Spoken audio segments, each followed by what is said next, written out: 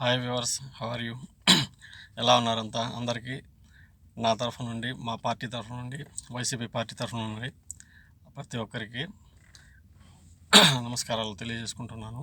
ముఖ్యంగా కోట్ల మంది ఎదురు చూసినటువంటి మేనిఫెస్టో, అంటే మనం ఎలక్షన్కి వెళ్ళే ముందు మనం ఏమేమి చేయబోతున్నాము వచ్చే 5 ఏళ్లలో, దాన్ని మేనిఫెస్టో అంటారు. దాన్ని మా గౌరవ ముఖ్యమంత్రి జగన్మోహన్ రెడ్డి గారు అంటే యథాలాపంగా ప్రకటించేయకుండా సాధ్యాసాధ్యాలు చూసుకొని బస్సు యాత్రలు చేసుకుంటూ, విఘ్నులు ముందు కూడా అలాగే పాదయాత్ర చేసుకుంటూ నవరత్నాలను పెట్టడం జరిగింది. అలాగే బస్సు యాత్రలో కూడా అమూల్యమైన ప్రజల నుంచి సలహాలు, సూచనలు తీసుకుంటూ ఎట్లా ఇంప్లిమెంట్ చేయాలా, ఇంకా ఏమేమి ఉన్నాయి సమస్యలు అనేటివి బేరీజు వేసుకుంటూ మన ఆర్థిక వ్యవస్థను, సమస్యల్ని అంతా బేరీజు వేసుకుని మనం చేయగలుగుతాము అనే హామీలను మాత్రమే తీసుకొని పొందుపరచడం జరిగింది. సో కోట్ల మంది ఎదురు చూసినటువంటి ఈ మేనిఫెస్టో విడుదలైంది.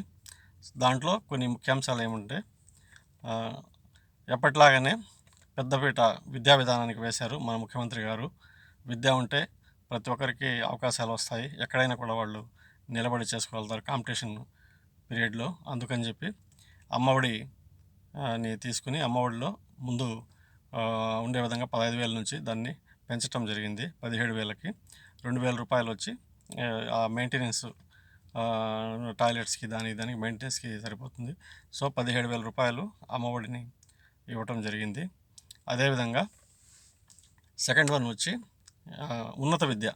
ఉన్నత విద్యలో కూడా సమూలమైన మార్పులు తీసుకొచ్చేదానికి దశల వారీగా ఇంగ్లీష్ మీడియంని ప్రవేశపెట్టుకుంటూ వాళ్ళకి బిలాంగుల్ టెక్స్ట్ బుక్ అందజేసుకుంటూ, ప్లస్ యూనిఫామ్స్, షూస్ వాళ్ళకి. తర్వాత నాడు నేడు కార్యక్రమంలో ఉన్నటువంటి స్కూల్స్ అన్నిటినీ కూడా దాన్ని సమూలంగా మార్పులు చేసుకుంటూ, టాయిలెట్స్ కానీ, ఆడపిల్లలకు వాళ్ళకి అవసరమయ్యేటువంటి కీప్యాడ్స్ కానీ అన్నీ సమకూర్చుకొని, తర్వాత 8వ తరగతి నుంచి వాళ్ళకి ఐప్యాడ్స్ కూడా ఇవ్వటం జరిగింది. 2025 నుంచి ఐబీ విధానాన్ని ప్రవేశపెట్టి అత్యంత ఉన్నతమైనటువంటి విద్యా విధానాన్ని గవర్నమెంట్ స్కూల్లో ప్రవేశపెడతారు. అదొకటి. తర్వాత వచ్చి ఆరోగ్యశ్రీలో కూడా నూతనమైన విధానాలను ప్రవేశపెట్టి దాన్ని పెంచుకుంటూ పోయి ప్రతి ఒక్క కార్పొరేట్ సిటీలో కూడా మనకు ఆరోగ్యశ్రీ సేవలు అందే విధంగా చూసుకొని, తద్వారా అంటే ముందు 1000 రోగాలకు ఉండింది, తర్వాత 1,500 చేశారు, 2,000 చిల్లర చేశారు, ఇప్పుడు 3,000 రోగాలకు కూడా మనం ట్రీట్మెంట్ తీసుకోవచ్చు. దానికి అయ్యే ఖర్చులు కూడా దాదాపుగా 25 లక్షల వరకు పెంచడం జరిగింది. అది ఇంప్లిమెంట్ అవుతుంది అక్కడికి ఆరోగ్యం. అదేవిధంగా విలేజ్ క్లినిక్స్ కూడా ఏర్పాటు చేసుకుంటూ ప్రతి ఒక్క ఈ సచివాలయ వ్యవస్థ ఉంది కదా, దానికి అనుసంధానం చేసుకొని విలేజ్ క్లినిక్లు కూడా ఏర్పాటు చేసి ఫ్యామిలీ డాక్టర్ కాన్సెప్ట్ తీసుకొచ్చి ఆ విలేజ్లో ఎక్కడెక్కడ ఉన్నారు, ఏం పరిస్థితి అనేది చూసుకొని వాళ్ళకి రోగం తొలి దశలోనే గుర్తించితే దాన్ని సమూలంగా మనం అరికట్టొచ్చు అనే విధానంతో దాన్ని కూడా టేకప్ చేశారు. తర్వాత ఈ అంగన్వాడీ కేంద్రాలు కూడా సమర్థవంతంగా పనిచేస్తున్నాయి. ఉండొచ్చు కొన్ని లోటుపాట్లు, కానీ మనకు బిడ్డ అంటే మా చెల్లెలు కానీ, అక్కలకు కానీ గర్భంగా ఉండేటప్పుడు వాళ్ళు వచ్చి మానిటర్స్ వచ్చి దాన్ని నోట్ చేసుకున్నప్పుడు నుంచి వాళ్ళకి పోషక ఆహారము, వాళ్ళ ఎదుగుదలకు ఏమేమి కావాలా అనేది ఇచ్చుకుంటూ వాళ్ళకి 5 సంవత్సరాల వరకు ఇవ్వటం జరుగుతుంది. సో దాన్ని ఇంకొంచెం పెంచి ఫండ్స్ కూడా దాన్ని పెట్టడం జరిగింది.